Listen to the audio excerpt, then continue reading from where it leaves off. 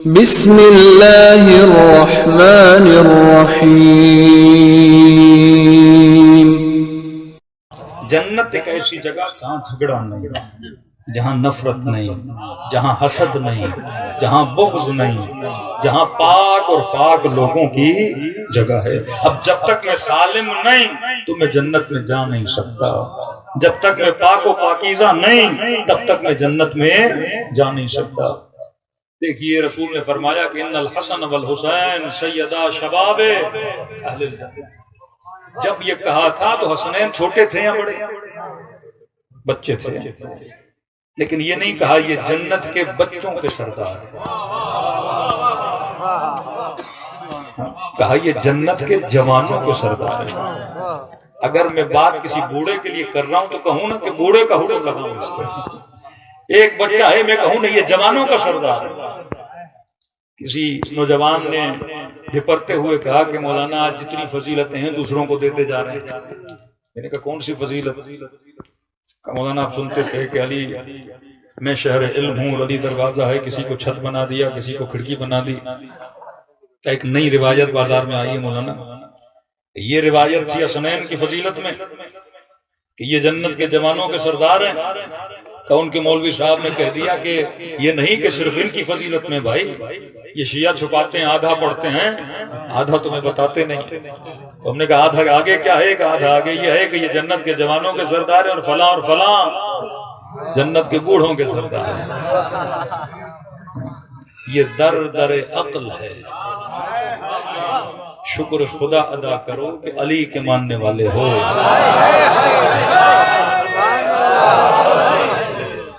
علی نے کیا دیا ہمیں؟ عقل دی کہ نحن ابناء الدلیل، کہ ہم جو بھی مانتے ہیں کس سے مانتے ہیں؟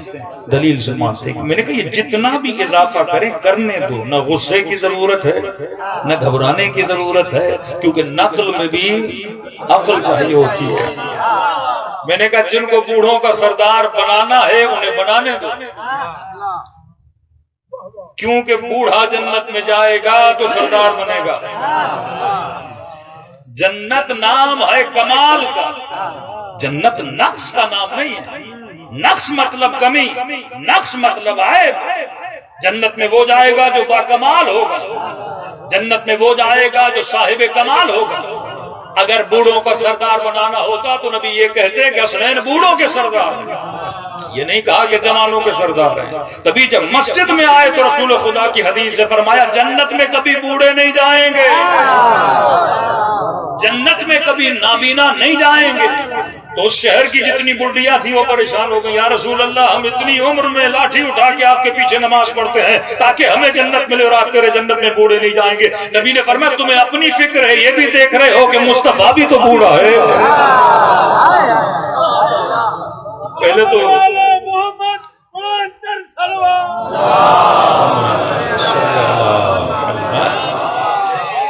یہ بھی تو دیکھو جو کہہ رہا ہے وہ بھی تو بوڑھا ہے۔ رسول خدا نے مسکرا کر کہا اگر اندھے ہو کے جنت میں جاؤ گے تو کرو گے کیا؟ اگر بوڑھے ہو کے جنت میں جاؤ گے تو کرو گے کیا؟ جنت کمال کا نام ہے، بڑھاپا نقص کا نام ہے۔ بڑھاپا آئے تو گھٹنوں میں تکلیف، بڑھاپا آئے تو دانت گر جاتے ہیں، بندہ کھا نہیں سکتا، تو جنت کی نعمتوں کا استفادہ کیسے لوگے؟ تبھی فرمایا یہ جنت کے جوانوں کے سردار ہیں۔ خدا با کمال بنا کے جنت میں بھیجے گا، اور با کمال بندہ تب بنتا ہے جب جوان بن کے جنت میں جاتا ہے۔ صلوات پڑھے محمد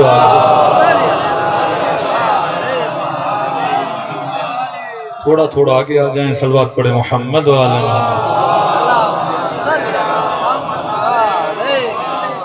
تو میں نے ابھی سٹارٹ لیا ہے، توجہ رہے گی تو پھر تھوڑی علمی محفل میں بھی جائیں گے۔ صلوات پڑھے محمد والے۔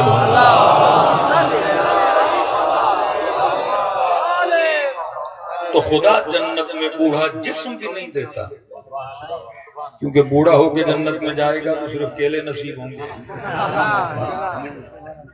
جنت میں سیب بھی کھانا ہے، انار بھی کھانا ہے، گوشت بھی کھانا ہے۔ اس کے لیے کیا ہو؟ بندہ تگڑا ہو اور جوان ہو۔ تو میں نے کہا ان کو بوڑھا بننا ہے، بننے دو، اور شکر کرو کہ تیرے سردار کون ہیں؟ حسنین۔ اللہ جوان بنا کے کہاں بھیجے گا؟ جنت میں بھیجے گا۔ اب امیر المؤمنین عقلاء سے گفتگو کر رہے ہیں، فرماتے ہیں مومن کبھی بھی اپنی دنیا کے لیے اپنی آخرت کو تباہ و برباد نہ کیا کرے۔ کہ مولا کیا کریں؟ فرمایا کثروا ذکر الموت، سب سے زیادہ موت کا ذکر کیا کرے، کیونکہ موت انسان کو خوف خدا دلاتی ہے۔ رسول خدا کا فرمان ہے جب ایک جنازہ جا رہا تھا تو رسول گرامی نے اپنے صاحب کو کہا کہ اب اس کے تابوت کے اوپر اس کی روح اس کے ساتھ گزر رہی ہے۔ اللہ کی قسم کھا کے کہا واللہ مجھے خدا کی قسم، رسول فرماتے یہ جو مردے پہ رو رہے ہیں اگر یہ اس مردے کو دیکھیں اور اس کے حالات کو دیکھیں اور اس کی منازل کو دیکھیں کہ اب اس نے کہاں کہاں کس کس منزل میں جانا ہے، فرمایا واللہ یہ مردے کو بھول جائیں اور اپنی فکر کرنے لگیں، اس کے بجائے کہ اس پہ روئیں اپنے اوپر رونے لگیں کہ ہمیں اس کی فکر ہے، وہ تو دنیا سے چلا گیا، کس کو اپنی فکر کرنی چاہیے؟ مجھے اپنی فکر کرنی چاہیے۔ اور فرماتے رسول نے فرمایا اب یہ جو مر گیا ہے اس کی روح اپنے جسم کے قریب جا کے اپنے بدن کو کہتی ہے کہ تو نے 60-70 سال عیش میں گزار دیے، نوش میں گزار دیے، جو دنیا مقام حصول تھا تو نے اپنی دنیا کو ضائع کر دیا۔ اور یہ اپنے جسم کو کہتا ہے کہ ابھی عالم زر میں لاکھوں نہیں کروڑوں ایسے انسان منتظر ہیں اور دعا کر رہے ہیں کہ خدایا ہمیں دنیا میں بھیج تاکہ ہم یہاں سے کمال پائیں اور آخرت میں جائیں۔ دیکھیے 3 مرحلے ہیں کہ عالم زر جو ابھی پیدا نہیں ہوا اس کی روح کہاں ہے؟ عالم زر میں پیدا ہونے کے بعد دنیا میں آیا، دنیا کے بعد کہاں جائے گا؟ عالم آخرت میں۔ انا للہ وہاں سے آئے تو انا الیہ راجعون، وہیں جائیں گے۔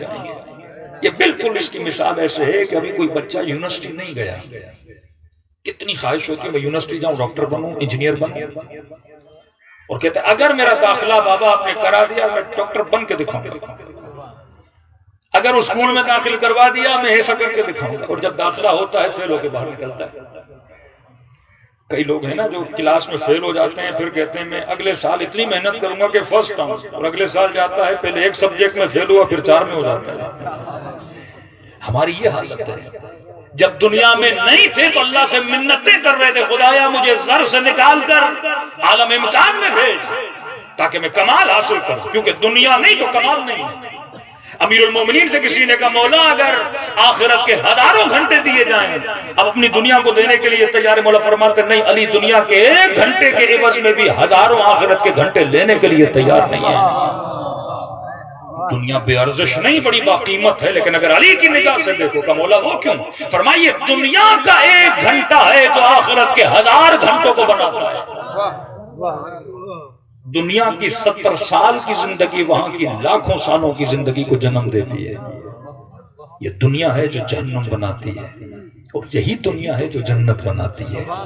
مٹی خدا نے تجھے دی، تیری مرضی ہے مٹی سے کوزہ بنا یا اینٹ بنا، یہ تیری مرضی ہے تو دنیا میں آ کے کیا کرتا ہے؟ کہتے ہیں یہ اس اپنے جسم کے کانوں میں کہے گا وہ منتظر تھے اے بدبخت کہ دنیا میں آئیں اور کمال پائیں، اور تو نے اپنی 60 سال کی زندگی کو کیا کر دیا؟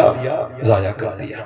کہ پھر کہے گا تم نے نہ حلال دیکھا نہ حرام دیکھا، تو صرف مال کے جمع کرنے میں لگ گیا، جبکہ وہ مال تو نے اپنے لیے جمع نہیں کیا۔